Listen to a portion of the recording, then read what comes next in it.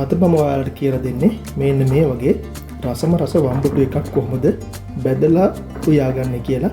ඉතින් මේක කල් තියාගෙන ඔයගොල්ලන්ට කන්න පුළුවන්, කිසි ප්‍රශ්නයක් නැහැ. ඒ වගේම හරිම රසවත්.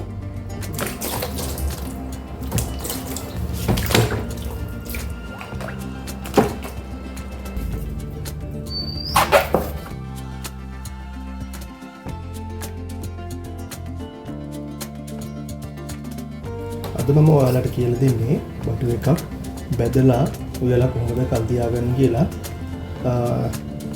ඒකට අපි මුලින්ම බටු ටික බදින්න පුළුවන් ප්‍රමාණයට කපා ගමු.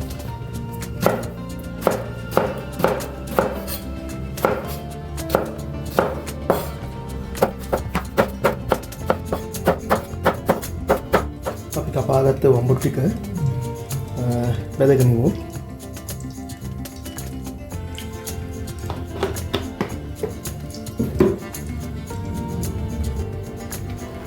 මේ වම්බුටු එක බැදලා උයන නිසා මේකට ලුණුයි කහයි දාලා මේ කාට වෙන එක කතා කරන්න අවශ්‍යතාවයක් නැහැ.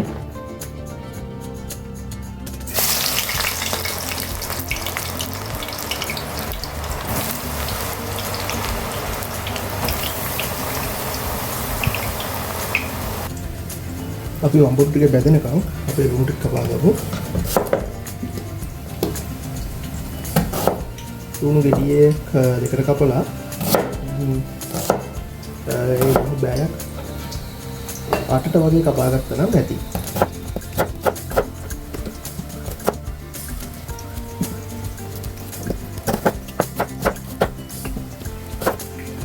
මම මෙතන අරන් තියෙන බටු කිලෝ 1.5ක් විතර වගේ. එඳ ලුණු ගෙඩි 3ක් මේකට සමානවත් සාමාන්‍ය ලුණු ගෙඩි.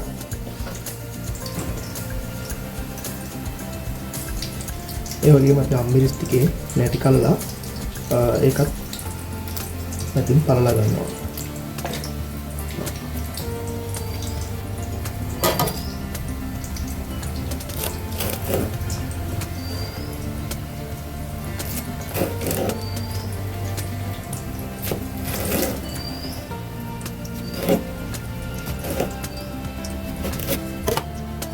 මේකට අපිට මිරිස් කරල් සාමාන්‍යයෙන් පොඩියව තිබ්බනම් හොඳයි.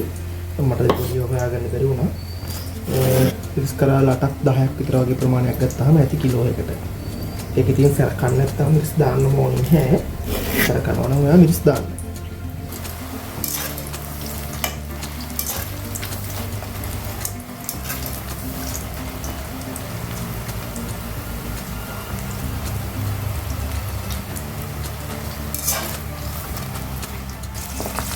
අපි කපාගත්ත බීලුණු ගෙඩි තුනත් සාමාන්‍ය ප්‍රමාණයට බෙදගමු.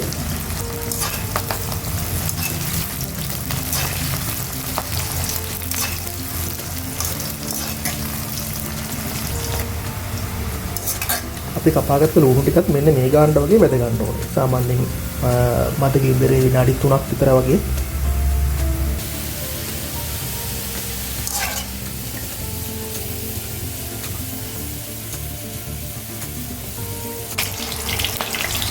අපි අම්මිරිස් කරල් ටික තෙල්ලෙන්ද උඩම තියලා පොඩ්ඩක් බැදගමු. නැත්නම් එහෙම මේ එකට විසි වෙන්න බලනවා ඇති.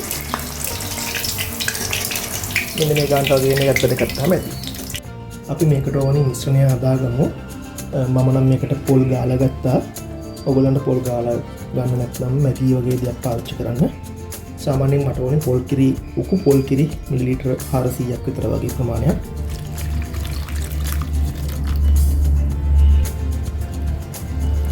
sampai karpincat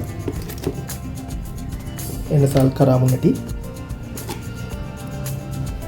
කහයි භාගයක් විතර වගේ.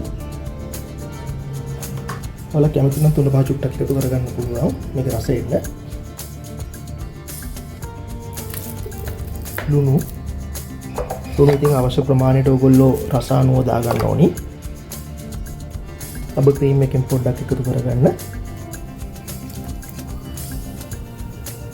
මේකට අත්‍යවශ්‍ය දෙයක් තමයි සීනි. මම සීනි හැටි දෙකක් විතර වගේ එකතු කරගන්නවා මේකට.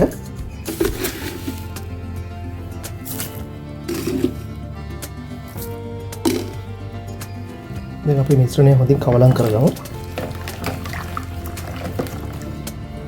අපේ මිශ්‍රණය කවලම් කරගත්තට පස්සේ අවසාන වශයෙන් අපිට විනාගිරි ඩිංගක් එකතු කරගන්න ඕනේ. විනාගිරි තේ හැඳි එකමාරක් දෙකක් විතර වගේ වෙන ප්‍රමාණයක් එකතු කරගන්න ඕනේ මේකට.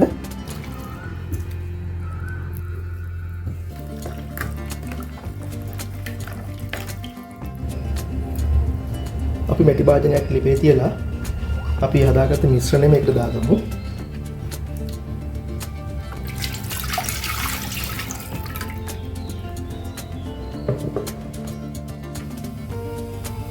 අපි මේ මිශ්‍රණය හොඳට රත් වෙන්න දෙන්න ඕනි. හොඳට රත් වුණාට පස්සේ අපි බෙදගත්ත වම්බුටු, ලුණු, අමු මිරිස් ටික මේකට කලවම් කරගමු. මෙන්න මේ ගාන රත් වුණාම අපි බෙදගත්ත වම්බුටු, අමු මිරිස්, ලුණු ටික එකතු කරමු.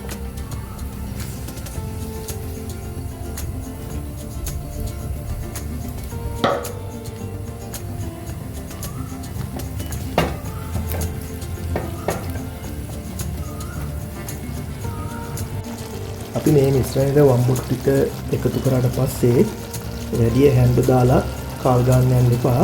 එහෙම වුණොත් වම්බුටු ටික දිය වෙන්න බලනවා. ඒක නිසා අඩු ගින්දරේ සාමාන්‍ය ප්‍රමාණයක් විනාඩි 5ක් විතර වගේ අඩු ගින්දරේ මේක තියලා බාගත්තා නම් හොඳට බැහැ. ඉතින් මම ඔයාලට කියනවා මේ වීඩියෝ එක බලලා ඔයගොල්ලොත් හදලා කමෙන්ට් එකක් දාන්න. මගේ වීඩියෝ හොඳ නම් ලයික් එකක් දාලා ෂෙයා කරන්න. සබ්ස්ක්‍රයිබ් බටන් එකත් ක්ලික් කරගෙන යන්න අපිට දෙන සහයෝගයක් විදියට.